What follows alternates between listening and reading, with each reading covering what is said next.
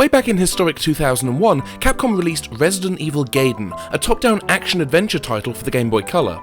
It's effectively a non-canon side story that has no real bearing in the core plot of the Resident Evil series, hence the use of the word Gaiden, meaning side story or plot. This has been Dictionary Corner with Ben Padden.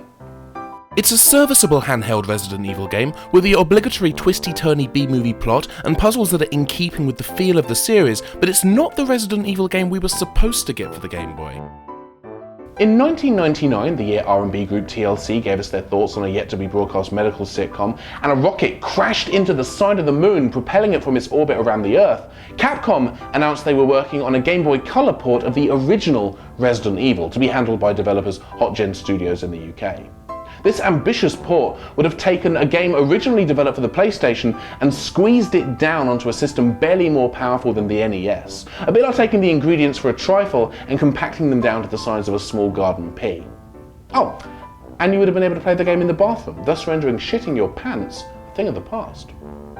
In early 2000, however, Capcom announced they'd cancelled the game, stating, "We were not confident that the product would have made both consumers and Capcom happy."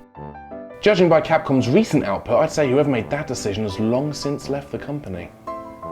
The Game Boy Color port became another oddity in the Resident Evil series, along with Resident Evil 1.5 and the early unfinished versions of Resident Evil 4.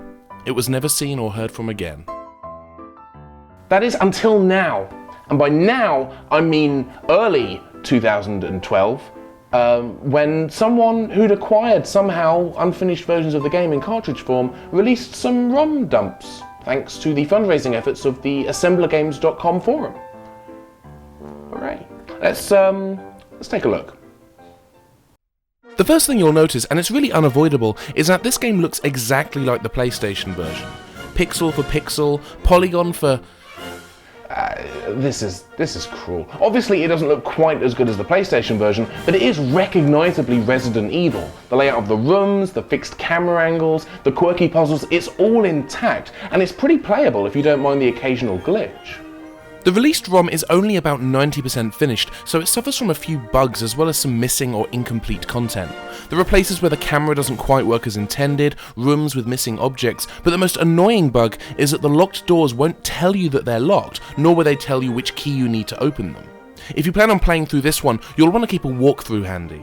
On the plus side, every weapon has unlimited ammunition, and even though you'll find ammo scattered around the mansion, you won't need to pick any of it up. Some cutscenes are half-finished or glitchy or missing entirely. The Jill sandwich conversation is nowhere to be found in this build of the game. Barry's still there to kick the door down, but once you've left the room, he's nowhere to be seen. Possibly he's off doing some nefarious acts for Umbrella, seeing as he is being blackmailed by Wesker, who is allegedly holding his family hostage. Oh, spoilers by the way. Once you get past these problems, there's a lot to be impressed with. For instance, there's some rather nifty sprite scaling tech at work. Resident Evil uses a 3D environment with fixed camera locations, which you'd think would be difficult to transition to an 8-bit handheld, but developers HotGen Studios managed to implement some halfway decent sprite scaling, meaning your chosen character will appear to move towards or away from the camera. It's not perfect, and sometimes your character will scale in a way that makes them look bigger or smaller than they should be, but it's still pretty clever. The sprite scaling plays an integral part in making this feel like a proper port of Resident Evil as opposed to, well, not a proper port I suppose. It does make me wonder why we never got a Game Boy Color port of Monkey Island or Day of the Tentacle. Are there any other Game Boy Color games that do anything even remotely like this? Leave a comment below.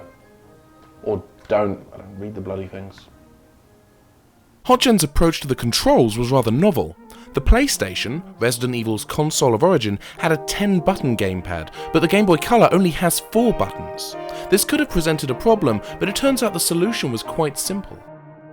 Both run and aim are mapped to the B button. If you hold down the B button before you start moving, you'll aim, so you can turn left to right, up, down, etc.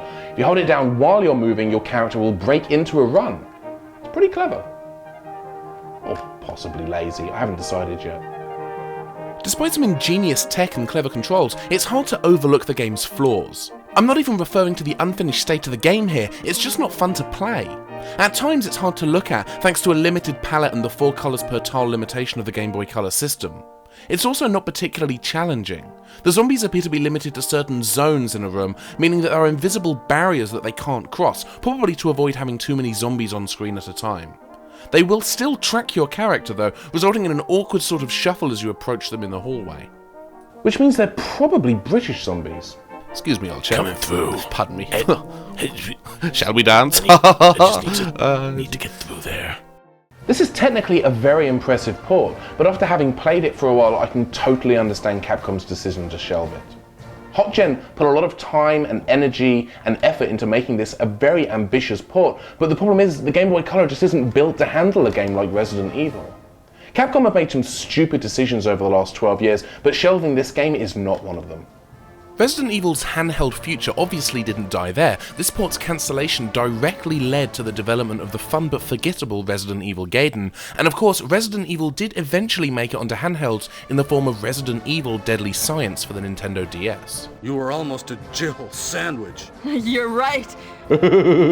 Sex. None of these titles will ever be quite as infamous as the Game Boy Color port of Resident Evil. Both this and the N64 version of Resident Evil 2 both come from the same era of development at Capcom, and they represent starkly different results in porting a game to a system that shouldn't really have supported it. Resident Evil 2 on the N64 is a resounding success, and this is shit. But they took the risk. Capcom took the risk porting Resident Evil to the Game Boy Color, and at the end of the day, doesn't that count for something? No.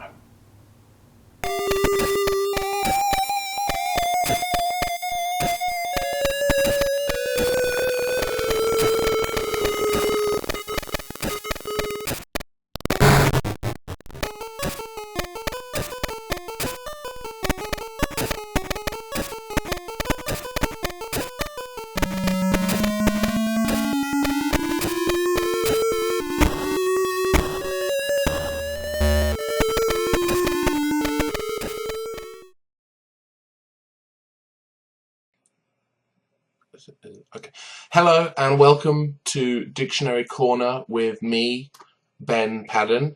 This week's word of the week is clepsydra. Clepsydra? Clepsydra? Clepsydra. Clepsydra. A clepsydra or clepsydra is a sort of a clock with water in it, and time is measured by how much water has moved through the clock, a bit like an egg timer, except it's not an egg moving through the clock, and that's no joke. That's basically that's it. Tune in. Thank you for watching. Tune in next week when Dictionary Corner's word of the week will be open-handed. Goodbye.